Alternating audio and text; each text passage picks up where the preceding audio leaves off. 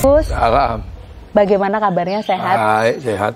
Saya lihat nih selama bulan Ramadan cukup padat waktunya untuk safari Ramadan, kemudian juga mungkin ngaji bersama anak-anak dan istri gitu. Gimana nih tipsnya supaya tetap sehat menjalani aktivitas selama Ramadan? Ya, biasa aja. Saya kan terbiasa puasa. Kalau sudah terbiasa? Iya kan, saya kan biasa hari-hari juga puasa. Jadi semuanya terasa ringan gitu ya ringan Gus, aja. Siap-siap. Ngurus anak juga biasa, ngaji juga biasa. Kalau podcast baru nggak biasa. Gus, saya mau sebelum kita ngobrol lebih lebih dalam lagi, saya mau tanya dulu nih. Jujur saya kaget nih. Waktu pertama dalamnya Gus Muafiq kan ada rumah, kemudian ada masjid, ada pendopo. Nah tiba-tiba diajak jalan ke belakang ini, ada pekarangan di belakang ini, ada macam-macam nih. Ada hewan, kemudian ada mungkin di belakang juga ada kebun dan lain sebagainya. Apakah ini cara istilahnya itu rahmatan lil alamin itu memang seperti ini ya, menyatu dengan alam gitu loh, ala Gus Muafiq? Ya, terjadi dengan sendirinya gitu aja. Ada yang suka burung ya dipelihara, ada yang suka hewan, ada yang suka ayam. Cuman yang banyak itu ayam. Untuk persiapan setiap maulidan kan potong ayam, manakiban malam Jumat potong ayam. Dan harus ayam bagus. Kenapa tuh? Ya masa untuk sesuatu yang bagus ayamnya jelek kan kita nggak enak. Oh iya betul ya. Iya kan, niatnya bagus, hajatnya gede. Masa ayamnya jelek kan? Seadanya gitu. Oh enggak lah, jadi mahal-mahalin ayam. Sangat natural ya, maksudnya masuk ke dalam sini tuh rasanya asri ayam gitu. Jadi makin semangat nih menimba ilmu gitu ya Gus ya. Iya, biar ada sesuatu yang sudah mulai hilang landscape-nya. Dunia ini kan sudah mulai hilang di anak-anak. Semuanya landscape-nya kembali ke gadget. Jadi landscape-nya itu tidak natural. Ya sebisa mungkin jangan sampai anak kehilangan landscape yang natural. Maka ya tak siapin lah sesuatu yang masih natural. Itu. Jadi yang namanya burung itu ya bener ada burungnya, bukan digital kan. Betul. Ya, jadi saya tetap bagaimana anak-anak tetap memahami dunia yang analog lah. Jangan semuanya dunia itu digital. Jadi nggak harus semuanya digital, tetap analog, tetap merasakan secara langsung ya. Berdampingan dengan alam, kemudian juga ikut tadi beri makan dan lain sebagainya. Karena manusia itu sampai kapanpun tetap analog. Makanannya analog, dia nggak bisa digital. Ya kan? Iya, bahkan benar juga. Identitas manusia itu analog. Dia ketika melewati sebuah negara dia tetap analog. Dia tidak bisa digital. Saya mau tanya udah dijawab duluan nih ternyata sama Gus Muafiq. Ini Gus, jadi sebetulnya tujuan kami ke sini itu untuk menimba ilmu, untuk menggali perspektif dari Gus Muafiq terkait dengan identitas baik identitas bangsa maupun politik identitas yang sekarang kita rasa juga dalam beberapa tahun terakhir itu sangat kental terasa di Indonesia gitu. Kalau pandangan Gus Muafiq sendiri terkait dengan politik identitas ini seperti apa Gus? Ya pada awalnya manusia itu kan memang survivalnya kan identity dah. Ya kan, identitas manusia di antara alam. Ya kan, ketika manusia masih menyatu dengan alam. Tapi seiring waktu kan manusia juga harus ketemu dengan manusia yang lain. Nah, ketika ketemu dengan manusia yang lain ya identitasnya kan juga harus jelas. Seorang laki-laki ketemu wanita identitasnya juga harus jelas. Jangan sudah ketemu wanitanya, identitasnya setengah wanita, setengah laki-laki kan. Nah, identitas itu harus jelas. Kan gitu. Nah, sampai hari ini ada identitas-identitas yang harus ditunjukkan. Gitu, terkait problem personal apa. Nah, kalau tadi misalnya terkait dengan politik identitas, sebenarnya awal-awalnya sih dulu juga begitu. Politik itu identitas. Kan gitu.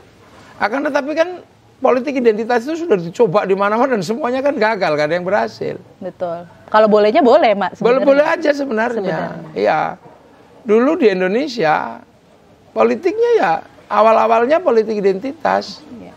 Ketika kita belum menyatu dalam nation state yang terdiri dari puluhan bangsa, suku dan agama. Itu masih politik identitas dulu. Jong Java, identitas Java kan? Jong Celebes, identitas Sulawesi. Jong Islameten Bon, pemuda Islam. Nyatu kan.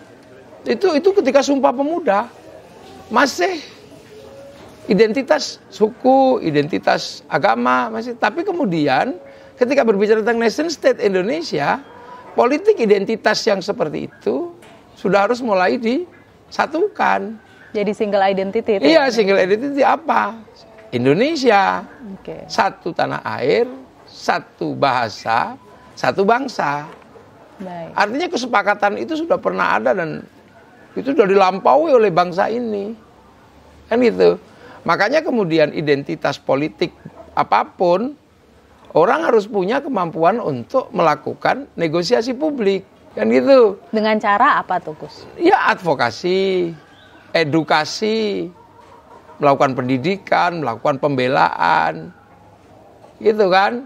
Nah dulu itulah yang kemudian menjadi cikal bakal demokrasi. Di situ ada pembelajaran, di situ ada pendidikan, di situ ada pembelaan. Nah, seiring waktu, itulah yang akhirnya membentuk karakter bangsa Indonesia. Dan itu bisa kita lihat di Pancasila, di Dokuretso Zumbi Tusakai, Dokuretso Zumbi Inkai, panitia persiapan kemerdekaan kan. Sampai kemudian kesepakatan tentang simbol bersama namanya Pancasila. Sudah, habis itu sudah kan melebur. Yang Islam juga melebur dalam kepentingan bangsa dan negara. Islamnya tetap, tapi untuk berbicara bangsa dan negara, dia menganut paham kebersamaan. Contohnya kaum muslimin yang mayoritas ketika berbicara negara bangsa menggunakan prinsip kebersamaan. Hidup bersama antar suku, antar bangsa, dan antar agama. Makanya kaum muslimin sebagai kekuatan mayoritas di Indonesia mensepakati penggunaan konsep ra'iyah. Konsep ra'iyah itu kan konsepnya Rasulullah. Kullukum ra'in wa kullukum mas'ulun an ra'iyati. Kalian semua ini para pemimpin. Artinya manusia merdeka, manusia egaliter kan. Wa kullukum ra'in mas'ulun an ra'iyati. Dan kalian sebagai seorang pemimpin pasti akan ditanya tanggung jawab kalian terhadap yang dipimpin untuk hidup saling bertanggung jawab. Makanya kemudian identitas kaum muslimin di Indonesia melebur secara bersama-sama dalam konsep ra'iyah, berbeda suku, bangsa, dan agama, tapi hidup saling bertanggung jawab. Makanya kemudian konsep itu diserap ke bahasa kita menjadi rakyat. Jadi rakyat itu konsepnya Rasul sebenarnya. Agar kaum muslimin bisa menjadi rahmatan lil alamin, hidup bersama dalam perbedaan. Urusan agama lakum dinukum waliyadin. Urusan perbedaan suku bangsa waja'alnakum syu'uba wa qabaila, berbeda bangsa dan suku. Baik. Semuanya sudah ada. Tapi begitu menggunakan prinsip ra'iyah, hidup berbeda tapi saling bertanggung jawab. Gitu kan. Baik. Nah, makanya ra'iyah inilah yang kalau kumpul menjadi musyarakah. Hidup bermasyarakat, bersekutu bersama. Ya, kalau ada perbedaan paham, bermusyawarah, wasyawirhum fil amri. Nah itu kan konsep dasar. Yeah. Gitu loh. Makanya kita bukan penganut people sebenarnya. Ra'iyah itu bukan people. Kalau people itu vox populi, vox dei, suara mayoritas, suara Tuhan. Betul. Begitu dia menjadi semakin mayoritas, dia merasa bagian wakil dari Tuhan. Makanya konsep khilafah takhririyah itu nggak akan pernah cocok di negeri ra'iyah. Begitu juga komunis. Komunis itu proletar loh ya. Yeah. Makanya kemudian proletar yang memimpin ada namanya diktator proletariat. Kalau ini diktator mayoritas, kalau ini diktator proletariat, sama-sama menindas. Tapi kalau ra'iyah semayoritas apapun kaum muslimin tidak akan pernah menjadi diktator mayoritas. Betul. Itulah kesepakatan karena kita. Hadirnya semua bersama rahmatan lil alamin. Jika ada beda paham dimusyawarahkan. Ya. Nah, kalau Gus Muafiq sendiri melihat tantangan untuk kita dapat menghindari adanya penggunaan politik identitas dalam misalnya penyampaian atau apa ya istilahnya itu ingin menyampaikan perspektif agar dapat dukungan itu menggunakan cara-cara tersebut gitu misalnya. Mencari kesamaan identitas gitu untuk dapat dukungan lebih misalnya seperti sebenarnya itu. Kalau ini kan persoalan bagaimana melakukan pendekatan kan. Pendekatan itu kalau orangnya cerdas dia pasti tidak melukai, tidak menyakiti. Ya kan? Karena dia menginginkan dan yang didekati tetap baik. Kan gitu. Kita pengen mendekati perempuan. Ya kalau laki-lakinya cerdas pasti dia pinter. Perempuannya tidak terluka, dia tetap baik. Kan gitu. Tapi kalau laki-laki bodoh, ya awas kamu kalau tak pukul nanti. Kan gitu. Itu bodoh. Sama juga orang menginginkan negara bangsa itu baik. Cita-citanya nggak ada orang menginginkan politik negara itu jelek, nggak ada. Tapi kalau orang itu cerdas pasti menggunakan sistem yang tidak melukai bangsa dan negara. Nah karena orang sekarang sudah nggak mau belajar lebih dalam, itu akhirnya menggunakan cara yang paling mudah, melakukan konsolidasi tanpa melakukan edukasi, tanpa melakukan advokasi. Yang terjadi adalah menggunakan modal dasar yang sudah ada. Untuk apa? Menarik prinsip dan perilaku politik dengan biaya paling murah. Nah, dalam hal ini agama itu murah karena apa? Membiayai dirinya sendiri. Karena di situ dia merasa harus berjihad demi tegaknya agama. Padahal sesungguhnya itu juga bagian dari perbaikan negara bangsa. Nah itulah makanya kemudian dulu saya awal-awal tak lihat, saya pernah melihat awal-awal waktu politik prosedural ya, demokrasi prosedural, awal-awal saya lihat biasa aja sebenarnya. Orang menggunakan politik identitas yang sederhana itu biasa aja. Putra daerah misalnya ya. Ya, tapi seiring waktu tiba-tiba kemudian konfliknya semakin keras. Menjadi runcing keras. Menjadi runcing. Artinya bahwa apa yang dulu kita anggap sebagai hal yang biasa-biasa aja, hari ini menjadi sesuatu yang harus diwaspadai. Betul. Kan gitu. Pertama karena dipegang oleh orang-orang yang tidak cukup mumpuni mengelola politik identitas. Tapi sebetulnya kewajiban siapa nih, maaf tadi saya potong sedikit Gus, kewajiban siapa sebetulnya menjaga agar negara dan bangsa ini terhindar dari politik ya, seluruh anak bangsa dong. Kewajiban seluruh anak bangsa, sampean podcast seperti ini juga bagian dari edukasi. Betul. Jangan sampai, yang kebetulan saya aja yang dipilih untuk ngomong. Betul. Mungkin besok dengan yang lain. Karena potensi anak bangsa ini cukup besar. Gitu loh. Ya karena problemnya identitas agama, maka kemudian yang datang kita kiai kan gitu aja. Betul. Akan tetapi bahwa politik identitas agama ini bisa merambah kemana saja. Karena di Indonesia semua orang harus punya agama. Baik. Sebelum tadi kita diskusi dimulai, kita sempat brainstorming dan Gus Muafiq sempat menyatakan bahwa identitas yang harusnya dikelola dan di-manage itu adalah identitas yang merupakan juga identitas publik, tidak cuma publik. Betul. Itu bisa dijelaskan konsepnya, Gus. Jadi gini, agama ini kan pilihan personal. Betul. Gitu kan? Nah, pilihan personal ini pasti ada berbeda lah. Sebutan Tuhannya aja berbeda, cara ibadahnya berbeda, kitabnya berbeda, nabinya juga berbeda. Kan gitu, tempat sucinya berbeda. Jadi dia urusan privat. Gitu lah, dia urusan privat sebenarnya. Makanya dia menjadi sangat sangat kuat ketika itu menjadi perilaku batin. Kan itu. Nah akan tetapi kan ada wilayah yang bisa dibicarakan. Misalnya tentang sejarahnya. Islam bisa dibicarakan dengan Nasrani. Bahwa ada sejarah yang sama agama Nasrani dan Islam dan Yahudi. Berawal dari Ibrahim. Itu bisa dibicarakan.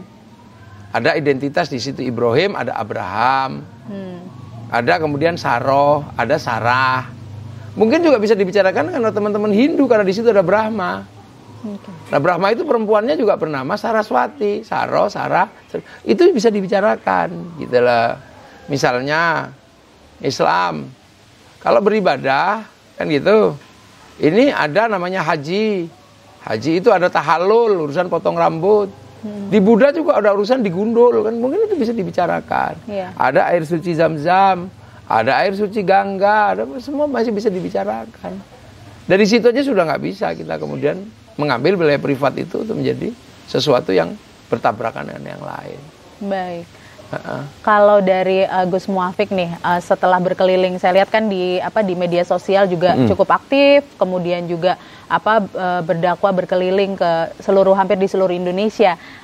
Masalah sosial, budaya dan ekonomi apa sih yang ditangkap oleh nuansa apa yang ditangkap oleh Gus Muafiq saat berkeliling, berceramah atau mengaji? seperti itu, Gus? Nuansanya ya seperti yang digambarkan bangsa kita, bangsa yang baik, penuh gotong royong, saling mengerti itu. Dulu begitu. Oke. Nuansanya yang bagus. Cuman kan kemudian ada orang yang kemudian mencoba membangkitkan identitas itu. Sehingga simbol-simbol publik yang mestinya disepakati secara bersama untuk menjadi simbol kerukunan berubah menjadi simbol pemisahan identitas. Bisa kan gitu. Dijelaskan lebih dalam lagi? Bisa. Jadi yang Muslim, kemudian yang tadinya biasa aja, ada yang kemudian memaksakan simbol jenggot. Oke. Akhirnya kemudian yang tidak berjenggot dan yang berjenggot seperti ada pemisah ya? Ada perbedaan. Yang tadinya kemudian perempuan berjilbab.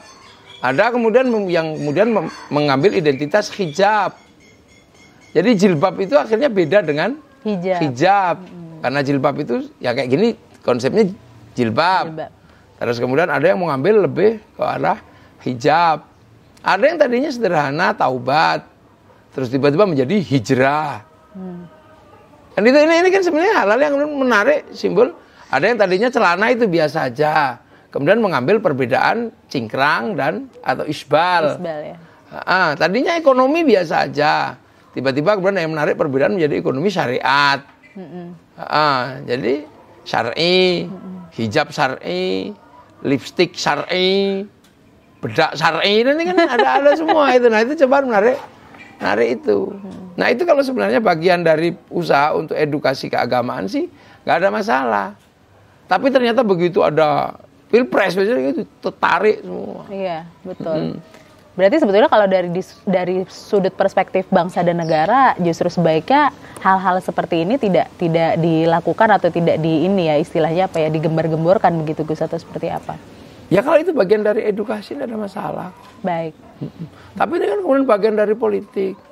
Yang tadinya sholat subuh biasa aja, tiba-tiba ada gerakan subuh berjamaah. Setelah Pilpres lewat yang ada. Baik. Justru hal-hal seperti itu yang ini ya istilahnya yang dipertanyakan gitu ya. Yang malah kalau selama tujuannya itu memang untuk menggalang persatuan, kemudian syiar Islam, membangun kerukunan itu tidak masalah. Tapi kalau justru menjadi pemisah itu yang menjadi ini ya masalah. Kan? Betul.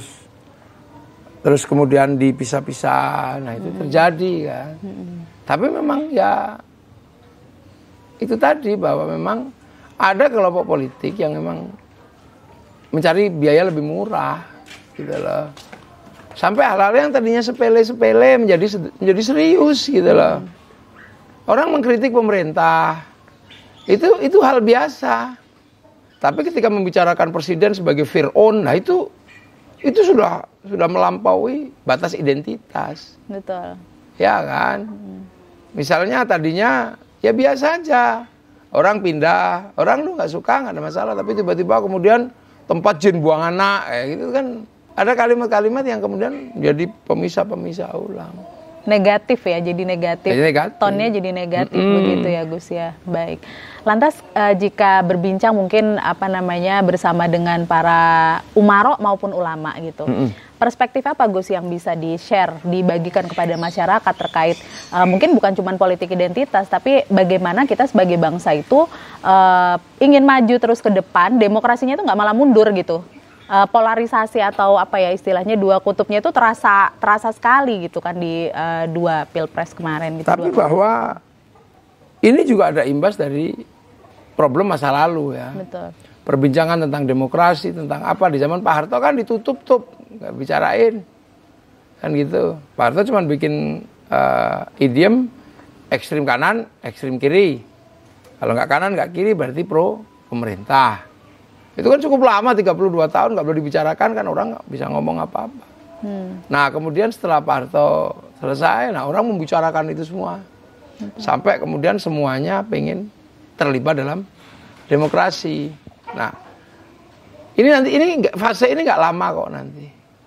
Nah, fase ini pasti akan dilewati tentang bagaimana semua orang boleh berbicara, ngomong apa saja. Dan semuanya trial and error.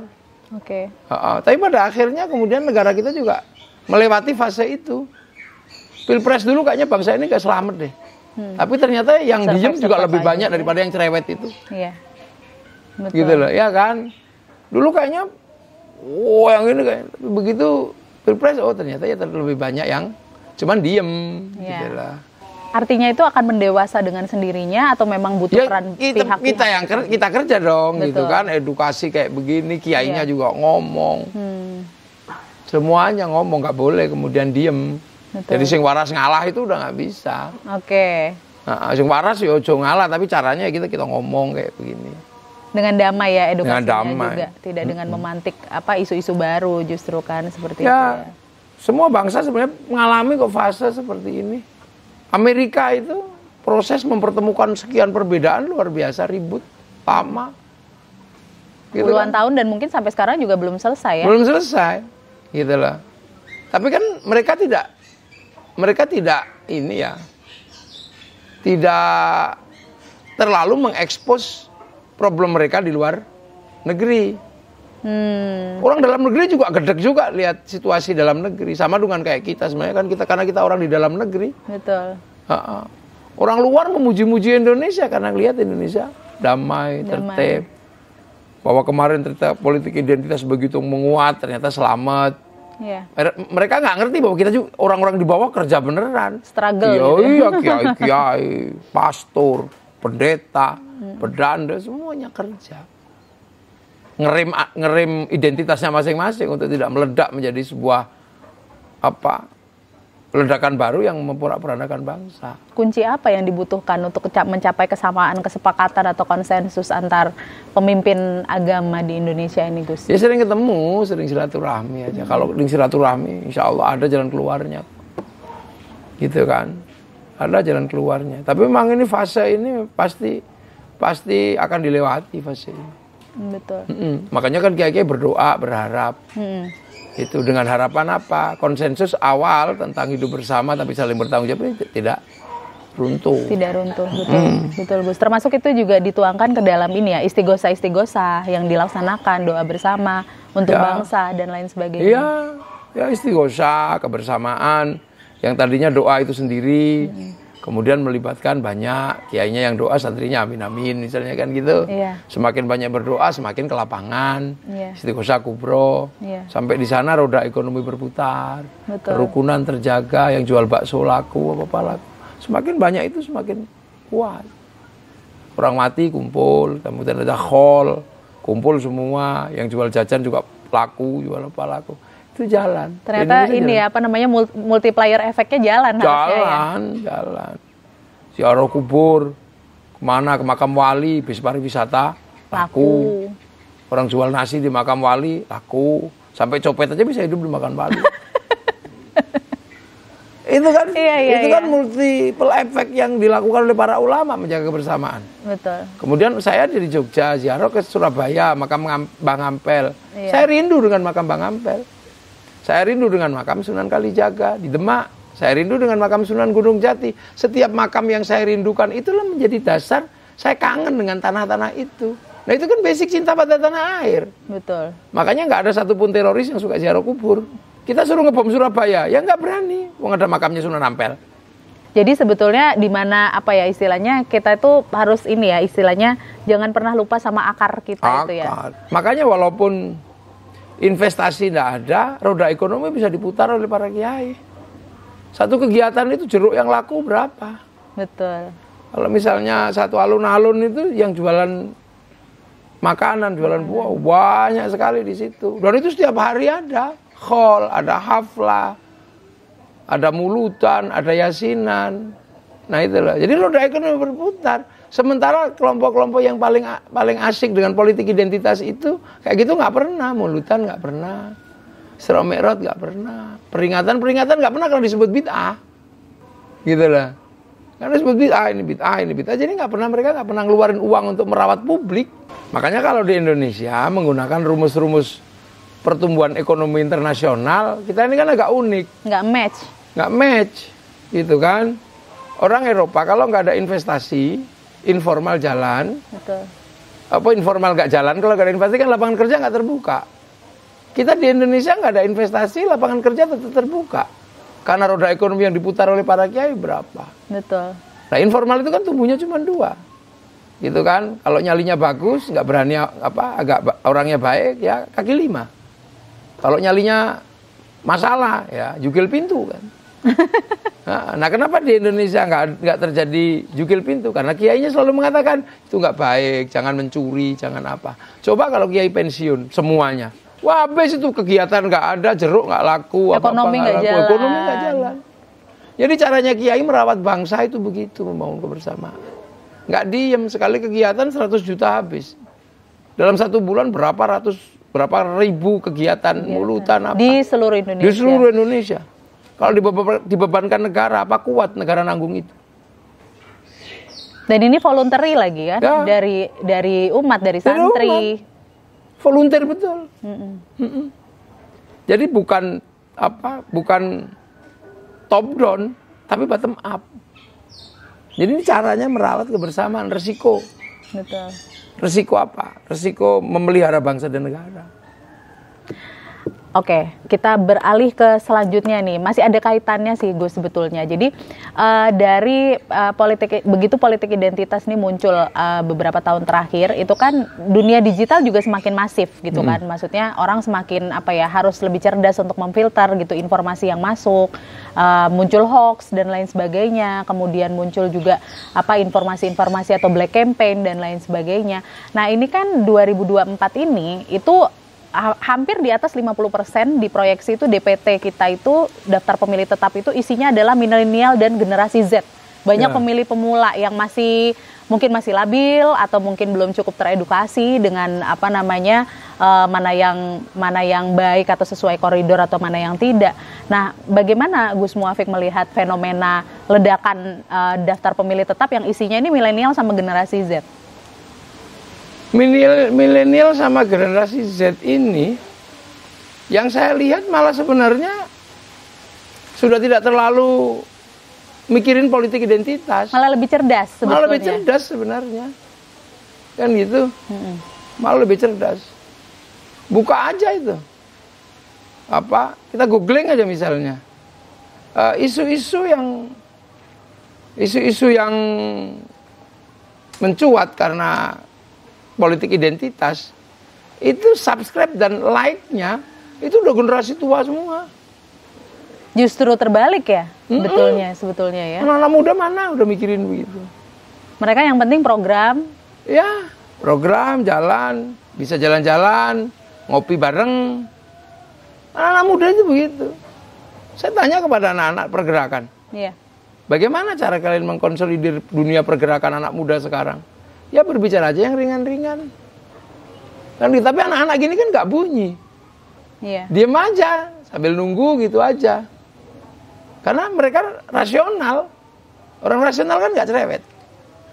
Wah, menarik nih. Orang rasional itu malah nggak cerewet sebetulnya. Jadi kalau yang nggak rasional itu yang bagaimana Gus supaya bisa diidentifikasi nih sama masyarakat?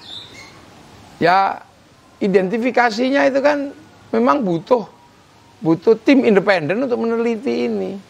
Betul. Ya, karena anak-anak milenial ini kan anak-anak yang sebenarnya mudah dijangkau, mudah diteliti, juga mudah diedukasi sebenarnya. Bukan mudah diprovokasi, bukan ya? Mudah diedukasi. Harusnya lebih mudah diedukasi. Karena dunia milenial itu dunia kecerdasan. Oke, siapa yang cerdas itu yang survive kan? Malahan. Yang ribet dengan dunia digital, yang korban hoa itu rata-rata bukan anak muda kok, yang tua-tua itulah. Kalaupun ada yang muda-muda itu yang diajak sama bapaknya biasanya. Naik Tosa, berangkat demo, itu kan anak-anak kecil-kecil itu. Kalau yang muda-muda mana coba lihat. Iya. Gerakan anak muda di kafe. Kebutuhan dasarnya itu yang penting eksistensi. Dan kuotanya punya. Kuota gitu. Ya. Kuota, jangan sampai nggak ada wifi gitu ya. Yang penting eksis. Terus habis itu ruang-ruang publiknya ada untuk berekspresi gitu. Yang penting seperti itu ya. Nah kalau misalnya justru itu sebaliknya, malah yang dikhawatirkan yang generasi-generasi yang non milenial dan Z. Nah lantas bagaimana menyadarkan mereka nih untuk tidak terjebak dalam quote-unquote. Kita kan sering kan lihat anak-anak, yang penting kita sih asik-asik aja kan gitu. Betul. Gue sih asik-asik aja gitu. Iya, gue sih asik-asik aja. Gue sih asik-asik aja. Yang ribet kan yang tua. Iya.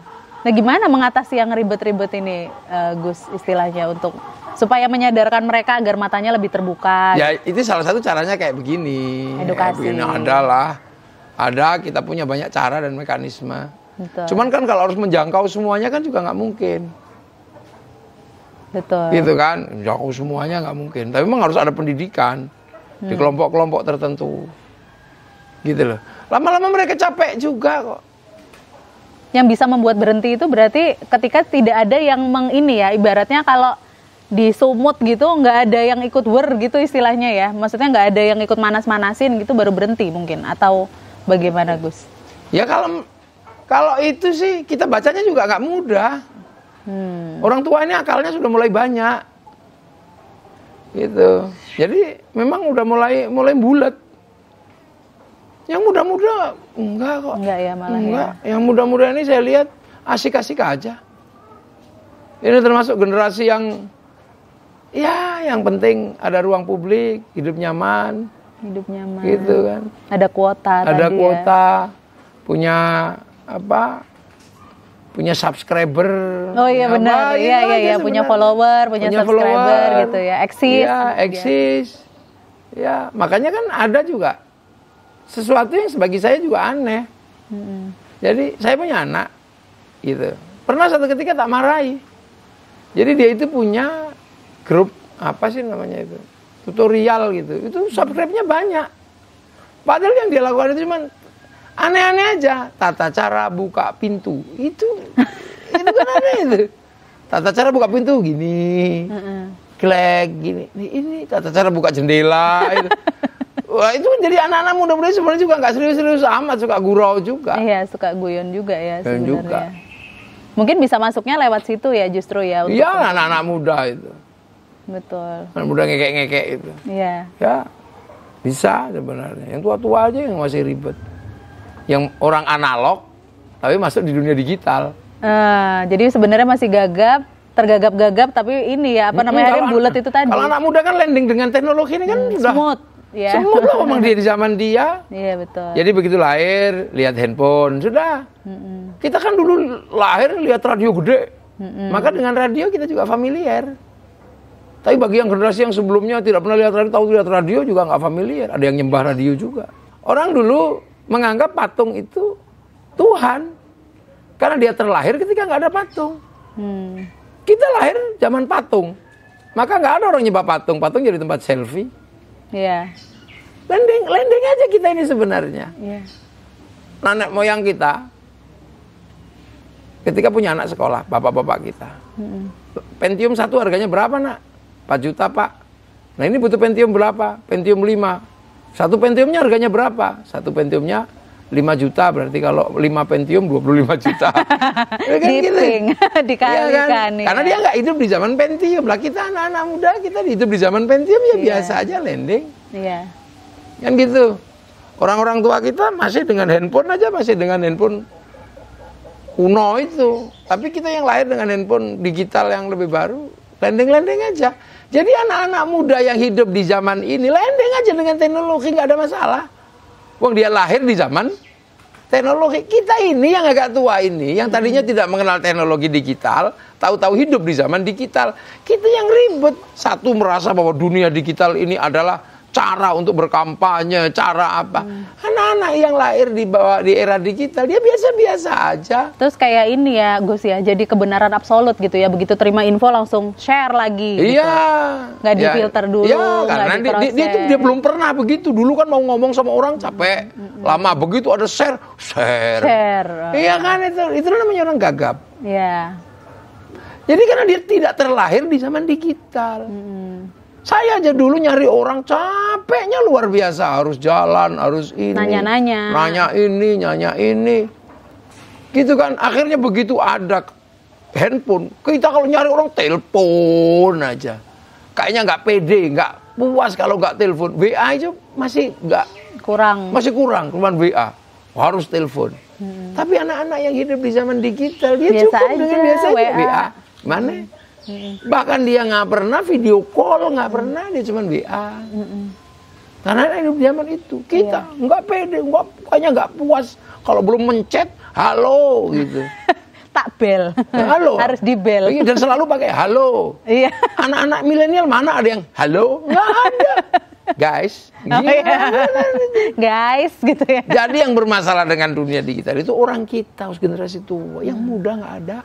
Saya izin menyarikan ya Gus ya, tadi dari penjelasan Gus Muafiq cukup menarik menurut saya karena ternyata perspektifnya Gus Muafiq ini dikaitkan dengan behavioral, perilaku-perilaku ya dari masing-masing generasi, sehingga pendekatannya mungkin memang harus beda-beda ya Gus. Beda-beda.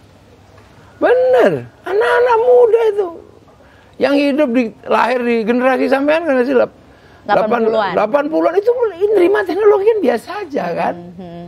Biasa aja dengan handphone ya paling TikTok apa. Mana ini disaring di apa? Yang generasi kita, yang anak-anak muda biasa aja tuh. Gitu. Mana ada anak-anak muda yang sesat karena teknologi? Nggak ada. Yang sesatkan itu yang tua-tua. Iya. Iya kan? Yang tertipu, yang apa? Orang tua, anak-anak muda nggak ada yang tertipu lagi di WA gitu, nggak ada. Yang tertipu yang tua-tua kirim uang apa? Iya. Yang tua-tua semua, yang muda nggak ada. Anak muda lebih ngerti karena hidup di zaman teknologi. Siap. Jadi sebenarnya generasi Gen E, Gen apa itu sudah familiar dengan teknologi. Generasi Z, generasi itu familiar. Kita aja yang nggak familiar. Makanya begitu ada teknologi, semua mau ditumpahkan di digital. Tanpa difilter. Tanpa belum pernah ketemu. Dulu ngomong sama orang aja susah. Sekarang voice share it. Anak-anak muda sekarang mana ada yang suka share it itu? Nggak ada. Betul. Coba anak-anak saya itu nggak ada yang share it apa. Itu dia sebetulnya aja dia handphonenya bisa digeledakin. Nggak ada terus di handphone. Kecuali yang kecil kan dia TikTok gitu. TikTok. Bangun tidurku terus TikTok. Dan tak lupa membuat TikTok. Anak kecil itu paling TikTok. Yang dilihat juga mukbang gitu. Nggak ada. Ngelihat pidato politik itu nggak ada anak-anak usia segitu. Yai sangat gaul sekali ya ternyata ini. Udah paham karena ternyata anak-anaknya putri-putrinya ini juga ya cukup apa ya akrab dengan dunia digital juga ya. Iya. Tak biarin aja kok. Iya. Wong itu zaman dia. Saya itu punya pengalaman dulu. Bapak saya marah. Karena saya dengerin radio, sandiwara radio, sahur sepuh. Oh, sahur sepuh. Disuruh ini dengerin sandiwara. Bapak saya marah. Kok kakeknya bilang, udah biarin aja. Nanti radionya yang kalah.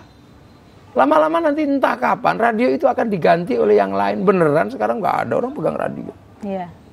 Terjadi ya hal itu ya ternyata. Makanya anak yang hidup landing di zaman digital nggak akan ketipu oleh dunia digital. Betul. Justru yang harus waspada itu yang tua-tua yang ketipu itu kadang yang memang nggak boleh. Ini jangan. Akhirnya begitu pegang, yang muda-muda pegang, ketipu oleh dunia digital. Betul. Alasan biar nggak pacaran, biar yang nggak apa. Akhirnya usia SMA belum kenal dunia digital. Akhirnya begitu kenal dunia, perilakunya kayak yang tua-tua. Jadi sebetulnya untuk mencapai kedewasaan itu ya dibiarkan saja, tapi tetap diawasi. Nah, aja itu zaman dia. Zamannya. Zaman dia kok. Kita ini ngotot anak-anak itu harus mengalami ke zaman kita. Orang kita hidup di zaman gini, kembali ke zaman Rasul gitu ya, kan sama aja nih kayak gitu. Iya, betul. Nggak boleh. Kenapa Rasul tidak kembali ke zaman Nabi Adam? Belum lengkap. Ya, Rasul ya zaman Rasul. Tadi zaman kita. Iya, betul. Jadi saya nggak terlalu khawatir dengan dunia digital ini. Yang saya khawatirkan cuma satu. Kemandirian dunia digital, bagian dari kedaulatan negara itu yang saya pikirkan. Semua di teknologi digital itu mulainya dari algoritma. Iya, algoritma itu bermula dari huruf. Ketika domain internasional disepakati, semua negara punya huruf. Kita nggak punya. Sehingga data-data besar nggak pernah kita bisa proteksi. Karena kita nggak punya huruf khusus dari dalam negeri untuk memproteksi big data kita. Kita huruf Latin. Alfabet itu ya? Alfabet. Betul. Cina kenapa berani ngelawan Alibaba? Ngelawan Amazon? Dia punya huruf. Di algoritmanya dia diterima. Betul. Kenapa dia bisa ngelawan WhatsApp pakai WeChat? Diterima. Kenapa dia mesti bisa melawan Facebook pakai QQ Runner? Dia bisa. Kita nggak bisa. Jepang bisa. Semuanya bisa. Kalau ini lebih kompleks lagi, sudah masuk ke cyber security dan lain sebagainya ya, termasuk proteksi keamanan negara lewat dunia digital. Itu yang lebih saya pikirkan. Kalau anak-anak main game, biarin aja, itu zaman dia. Nanti juga capek-capek sendiri. Betul. Dulu zaman saya game krok makan tembok. Tahu-tahu hilang itu game iya, itu. Saya juga dulu. Kan gamebot. Gamebot, Tetris. Tetris. Iya, sekarang betul. Mana ada? Nggak ada. Dunia berubah. Seiring waktu. Nah, anak yang hidup di tengah perubahan zaman itu dia nggak akan pernah kaget. Kita aja yang kemudian ketemu dengan perubahan baru kaget. Kaget. Iya kan? Saya hidup di sini biasa aja. Ada burung, ada sampean. Nah, karena sampean belum pernah di sini kan kaget juga kan? Nah, iya, datang langsung kaget karena nggak pernah. Iya, karena nggak pernah. Iya, padahal harusnya ojo gumunan, ojo kaget. Tapi karena nggak pernah ketemu kaget. Nah, saya setiap hari ketemu. Iya, betul. Jadi saya kok ngelihatnya itu lumrah. Perubahan manusia itu seperti dunia manapun nggak ada yang menolak kok. Teknologi nggak ada yang menolak. Siapa yang bisa menolak? Wong teknologi itu mempermudah manusia. Betul. Tinggal ini ya kebijakannya kita ya. Ya nanti itu kan persoalan waktu. Waktu yang mendewasakan iya, kan? itu ya, pengalaman dan lain sebagainya. Ya misalnya kayak gini, berisiko mana? Pergi ke tepi sungai ngintip orang mandi. Dengan melihat internet ada gambar orang mandi, berisiko mana? Ya itu berisiko yang ngintip orang mandi di tepi sungai dong. Iya. Bisa dikeprui, bisa apa. Tapi untuk edukasi kan lebih baik yang itu ya daripada ya cuma gini tok ya orang mandi. Itu aja. Betul. Kan gitu.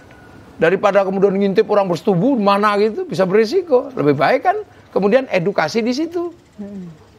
Tutorial itu kan ada di situ.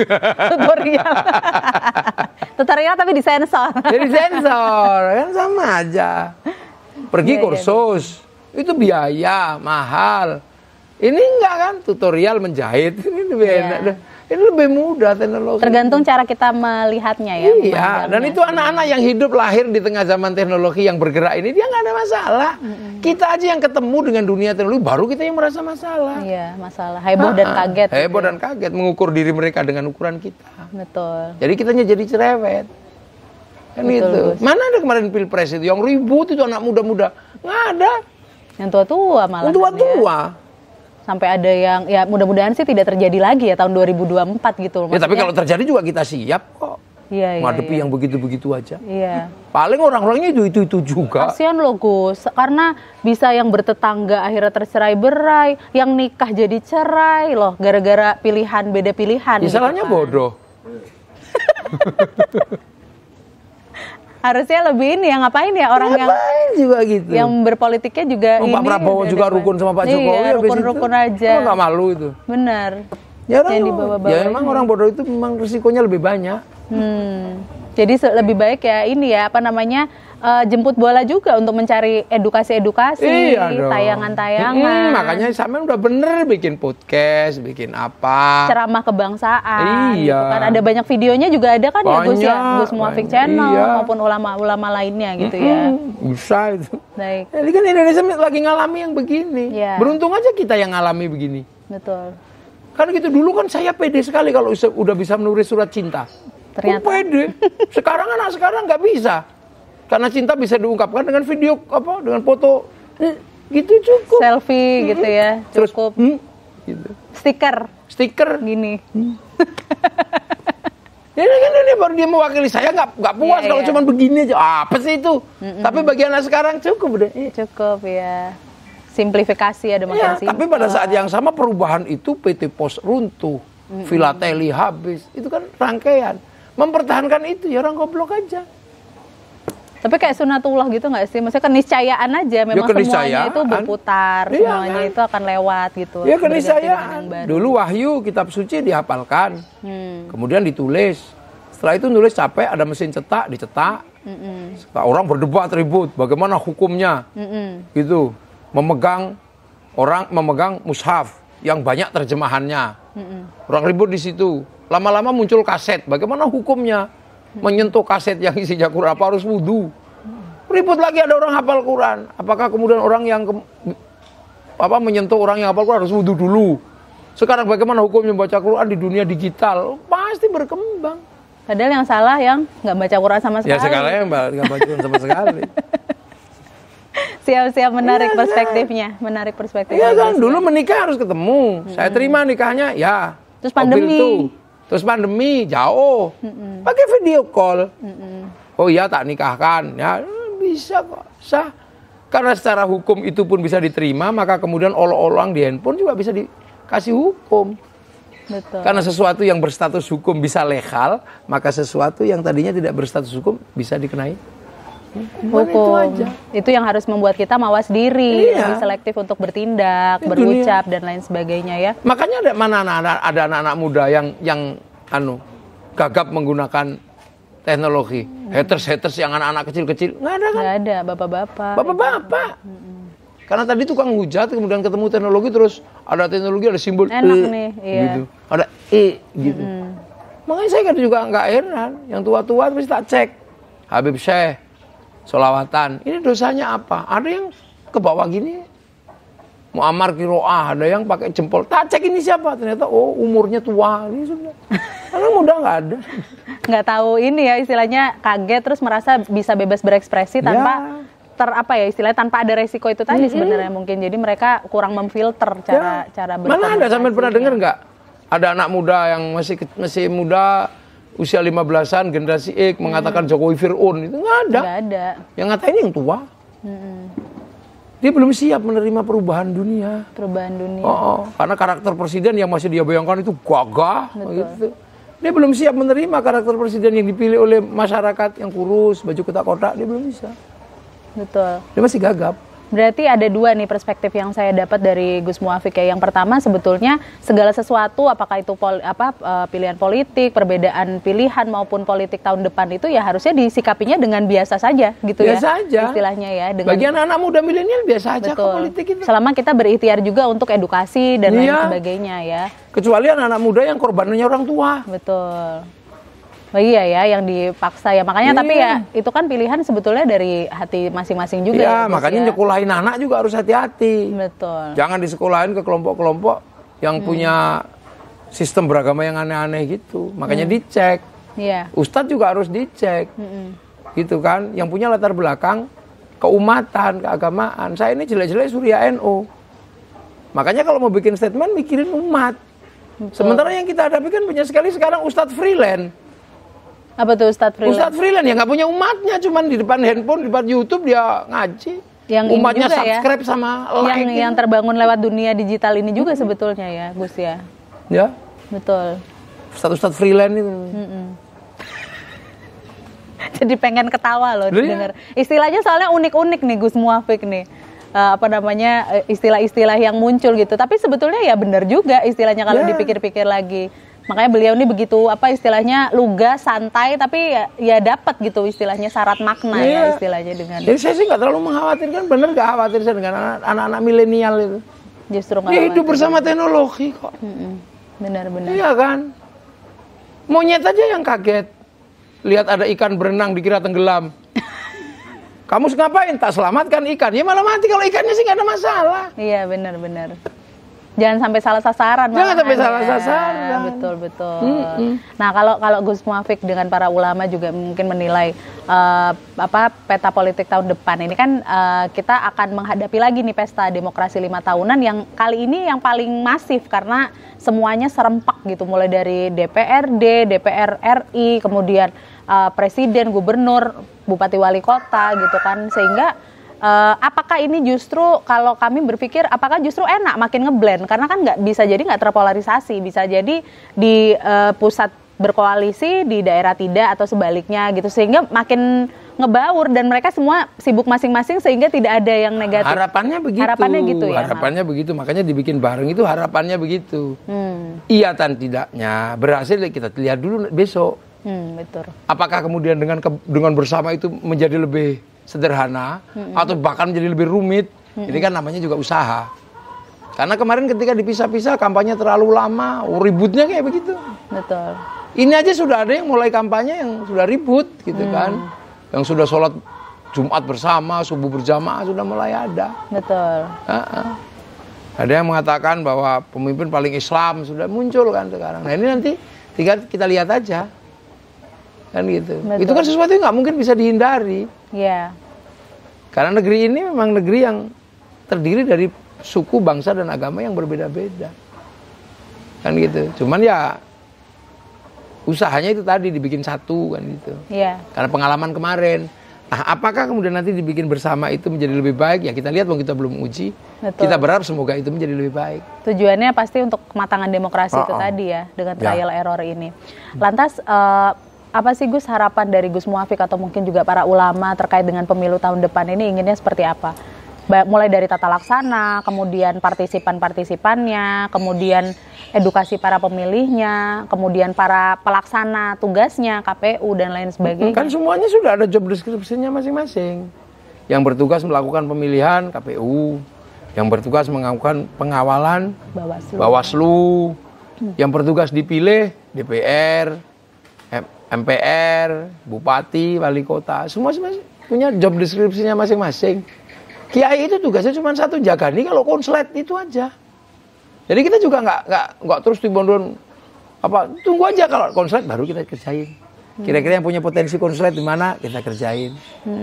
Ya kita kerjanya begitu, menjaga agar bangsa ini tetap utuh. Bahwa gaduh itu pasti, mesin itu bergerak karena gaduh. Tapi gaduhnya di dalam blok mesin itu. Ada yang ke kiri, ada yang ke kanan, ada yang cair, ada yang itu. Gaduh tapi di dalam situ.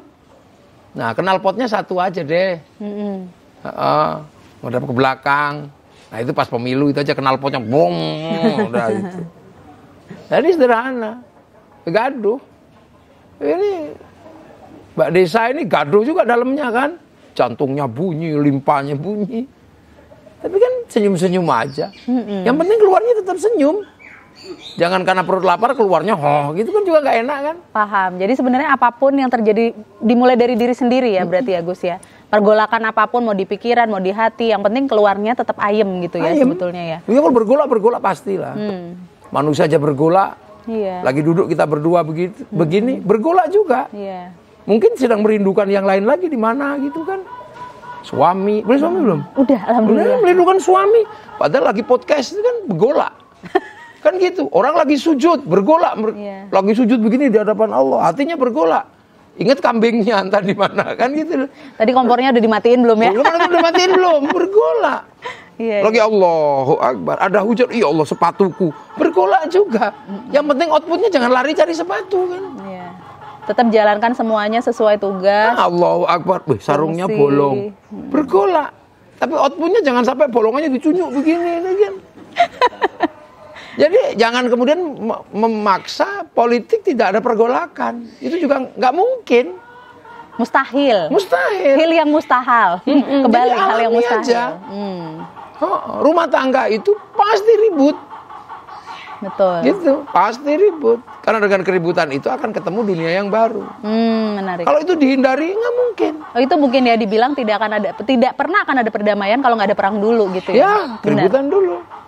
Kalau damai-damai dari awal ya batu itu. Duduk berdampingan nggak ngapa-ngapain. Anak aja keributan dulu lahirnya.